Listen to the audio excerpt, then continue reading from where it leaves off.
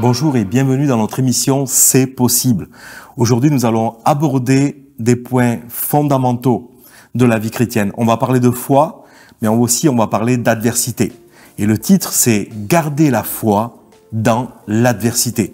Alors, j'ai à côté de moi Sabine. Je voudrais qu'elle puisse se présenter. Bonjour Stéphane. Bonjour. Je m'appelle Sabine Landé. Je suis Perpignan maintenant. Je suis là depuis que j'ai 20 ans. Je fais partie de l'église Tout est possible. Et je sers aujourd'hui dans la louange et je suis beaucoup appelé dans la prière. Voilà. Donc, tu as connu ce que je pense tout le monde a rencontré à un moment donné dans sa vie, des périodes où tu étais vraiment dans la foi, mais des périodes aussi où l'adversité était là, en opposition à ta foi. Vraiment. Et comme dans un combat sur un ring de boxe où deux adversaires s'affrontent, est-ce que tu peux nous en parler un petit peu? Mais c'est un peu ça, parce que moi j'ai été élevé dans une famille catholique avec un père qui croyait beaucoup en Dieu et il nous présentait un Dieu qui pouvait tout et qui était capable de tout accomplir. Et on a vécu beaucoup de grandes souffrances. Et au travers de ces souffrances, il y avait un paradoxe entre ce que mon père me disait et ce qu'on vivait. Et ça m'a fait de très jeune lever le poing contre Dieu en disant en fait tu veux t'occuper de tout le monde sauf de nous. Et quelque part, j'ai rejeté Dieu et j'ai bâti ma vie un peu comme un concours entre ce que lui était capable de faire et ce que moi j'étais capable de faire aussi. C'était comme si, là, tiens, regarde, tu vois, aujourd'hui, j'ai été heureuse et j'ai pas eu besoin de toi et j'ai pu sans toi. C'était un peu ça, ma vie. Comme une revanche un petit peu, on voulant Exactement. montrer que tu de pouvais lui montrer que je pouvais le faire. Exactement. Vraiment, j'étais en guerre contre Dieu, mais absolue. Une révolte incompréhensible dans mon cœur, quoi. Et oui, j'ai vécu des belles périodes dans ma vie, du coup, puisque quand on a décidé de se moquer un peu de tout et puis de la souffrance des autres, finalement, on n'est pas impliqué, on souffre pas, on a une sorte de bonheur illusoire, mais pour nous, on a l'impression d'être heureux, quoi. Jusqu'au jour où on réalise la réalité nous rattrape. Exactement. Et on réalise que finalement, on est sans force, quoi, finalement. C'est ça. Et en fait, dans ma guerre contre Dieu, j'avais oublié qu'il y avait l'ennemi de Dieu aussi. Et que c'était beaucoup aussi à cause de lui que ces souffrances étaient dans nos vies. Et j'avais un combat orienté contre la mauvaise personne, en fait. J'étais en guerre contre Dieu, alors que on sait très bien aujourd'hui que la maladie vient de l'ennemi, que les problèmes aussi, les attaques, les tourments, c'est jamais Dieu qui veut notre mal. Aujourd'hui, je le sais parce que j'ai appris à connaître Dieu, mais à l'époque, je l'ignorais.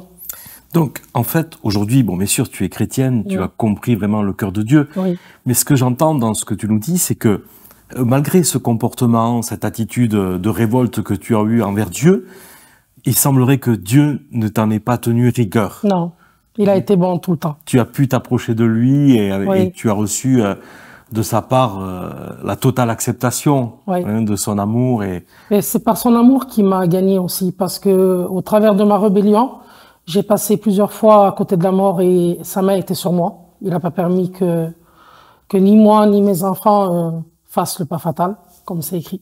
Oui. Et il m'a toujours montré sa bonté et non sa colère. Et il m'a toujours montré que quelque part, malgré tout ce que j'avais traversé, depuis que j'étais sur terre, il m'a toujours regardé. Et ça, il a fallu vraiment du temps pour que j'arrive à le comprendre, pour que j'arrive à le découvrir. Les choses ont malgré tout évolué. Tu as découvert Dieu. Mais il y a eu des moments difficiles quand même dans ta vie. Tu peux nous en parler un petit peu? Vraiment. Alors, dans ce que j'avais bâti sur le sable, en dehors de Dieu, ça avait l'air parfait et rien n'était parfait parce qu'en une année, tout s'est écroulé.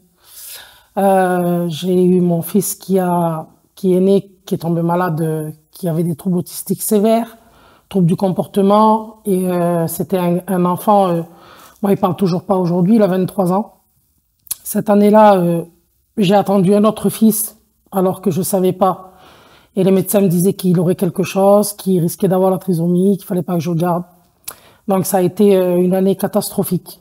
Et mon beau-père qui a attrapé une tumeur au cerveau en même temps, et mon conjoint de l'époque, il a pas accepté non plus tout ce qui se passait, donc il m'a aussi rejeté la faute un peu sur moi, donc tout s'est effondré là, en une année. Et j'ai vu là que je contrôlais rien en fait. Mais je voulais quand même pas revenir vers Dieu par intérêt. Et pour moi, c'était trop facile de revenir comme ça, de dire j'ai besoin de toi et il faut que tu fasses quelque chose pour moi. Je me sentais pas le droit de faire ça. Je l'aurais pas fait. Donc, comment ça a évolué? Tu t'es approché de Dieu quand même à un certain moment, puisque devant une telle détresse... Là où ça a changé, c'est que Dieu, encore une fois, a mis sa main sur mon fils, que j'attendais et que je savais pas, donc le deuxième. Et alors que les médecins me disaient que je devais pas le garder, qu'il serait malade ou quoi, ben, Dieu a pas permis parce qu'il m'a parlé, j'étais de 3 mois à peu près, et il m'a dit que ce serait un garçon qui n'aurait rien et que je le garde. Et c'était la première fois que j'entendais la voix de Dieu audible. Mais en premier, je croyais que je devenais folle. J'ai regardé ma mère, j'ai pas cru. Et cette voix m'a reparlé une deuxième fois. Et la deuxième fois qu'elle m'a parlé, je l'ai pas simplement dit que j'avais entendu une voix, j'ai proclamé les paroles que j'avais entendues. Et c'était comme si Dieu il avait écrit en moi des paroles que personne n'aurait pu m'enlever. Jusqu'à temps que mon fils naisse, je me suis battue contre vents et marées pour avoir cet enfant. Parce que je savais que Dieu, il avait fait une action dans ma vie. Et là, il a commencé à rallumer ma foi, comme quoi qu'il voulait me faire du bien, en fait. J'ai commencé à faire la paix avec Dieu à ce moment-là. C'est comme si que Dieu aurait tracé un autre chemin, parce que si tu aurais vu l'avenir avec, malheureusement, à travers les lunettes du passé, vis-à-vis de ce qui venait d'arriver par rapport à ton premier fils, tu aurais pu être dans la peur, dans la crainte, mais il semble que ces paroles t'ont maintenu à flot. Oui, et t'as pu vraiment établir ta foi sur ces paroles. Oui, là, c'est comme si que j'avais ressuscité. C'était comme si j'étais revenu en vie et que j'avais pris une bouffée d'air et que Dieu me faisait grâce de dire, regarde, aujourd'hui, je vais faire quand même quelque chose pour toi, malgré que tu m'as rien demandé. Je vais être bon, je vais être Dieu. Et en fait, si vous préférez, quand ça m'est arrivé j'ai eu vraiment de la peine envers Dieu de ce que je lui avais fait aussi. Et après, j'ai voulu comprendre pourquoi j'avais traversé tout ça. Et au travers de cette foi, ben, je voulais, au travers de cette grâce qu'il m'avait fait, il m'a révélé le Fils en me donnant un fils. C'est ce que je dis souvent. Et j'ai voulu comprendre, ben, dans les Écritures, je me suis beaucoup mis dans la parole de Dieu, dans la Bible. J'ai voulu savoir la vérité, j'ai voulu savoir pourquoi j'avais traversé tout ce que j'avais traversé. Et je me suis rappelé que mon père me disait que c'était le livre de la vérité et qu'il y avait tout dedans. Donc j'ai dit, ben je veux savoir là. Et donc pendant des mois, des années, j'ai commencé à étudier seul chez moi. C'était très dur, hein. Il y avait des choses qui se levaient des fois pendant que j'étais en train de le faire. Mais j'étais vraiment beaucoup attirée de comprendre par les Écritures, en fait, ma vie. Et c'est comme ça que petit à petit que j'ai fait la paix avec Dieu, vraiment là. Donc là, tu as pu, à partir de ce moment-là, te réconcilier avec Dieu, oui. Comprendre que Dieu bien voulait ton bonheur et que ce qui t'arrivait, comme tu l'as bien dit déjà, n'était pas la volonté de Dieu. Non, pas du tout. C'était pas ce que le Seigneur avait prévu pour toi. Ouais. Malheureusement, il y a des dommages qui sont là et on a tendance à mettre tout sur le couvercle de Dieu, mais Dieu, il t'a révélé ses plans, ses projets, et ça, c'est...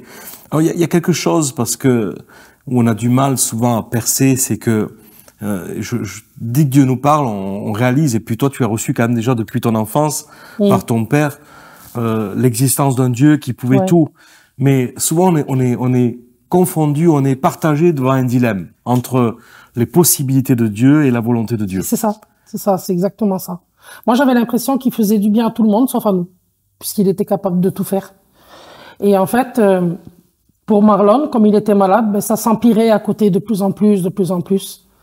Et c'était un enfant que j'attachais avec une corde, même sur l'ordre des psychologues, parce qu'il faisait du mal à ses frères et sœurs. Il était en IME, en CMP, tout ça, il était suivi depuis le début, hein.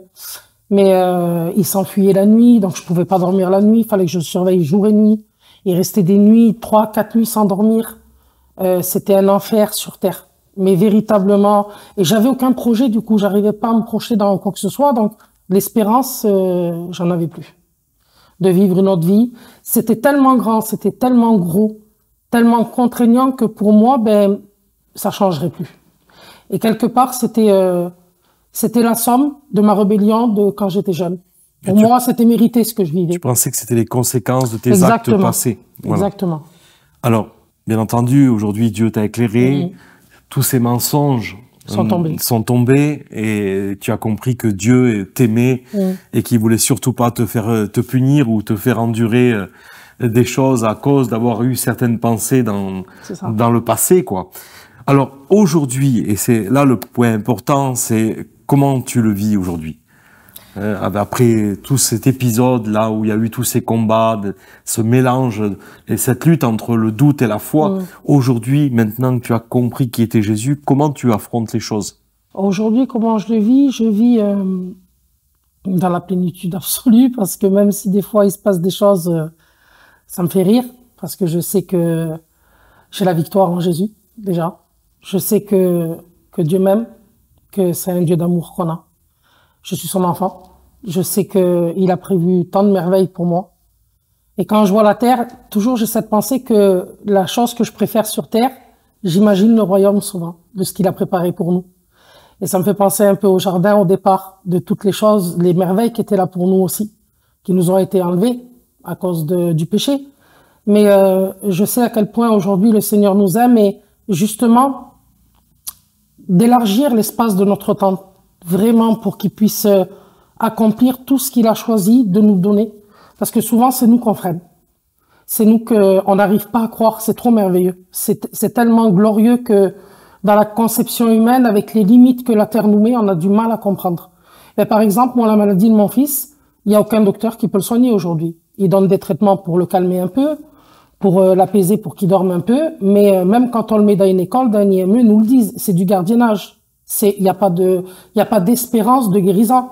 Donc, quand vous entendez ces paroles pendant des années sur un enfant qui a 3-4 ans. C'est négatif. Donc, vous construisez votre vie là-dessus. Bien sûr. Et pour vous, la parole du médecin, elle a tellement un poids lourd que c'est une sentence que vous prenez. C'est comme une prison à perpétuité. Et pour enlever ça, c'est très difficile. Moi, pour y être passé, je sais que pour pouvoir changer ma mentalité, ça a été très, très, très long, très compliqué. Et c'est pour ça qu'aujourd'hui, je suis contente de pouvoir témoigner. Parce que je voudrais vraiment que les familles comprennent que il n'y a pas d'impossibilité avec Dieu. C'est pas parce qu'aujourd'hui un docteur il n'a pas trouvé une guérison que Dieu peut pas le faire. Et un exemple, dans les évangiles de Matthieu, il y a sa belle-mère qui est de Pierre ou Matthieu qui est malade, qui a une fièvre, une simple fièvre, qui les empêche de servir. C'est ça. Et Jésus l'a soignée.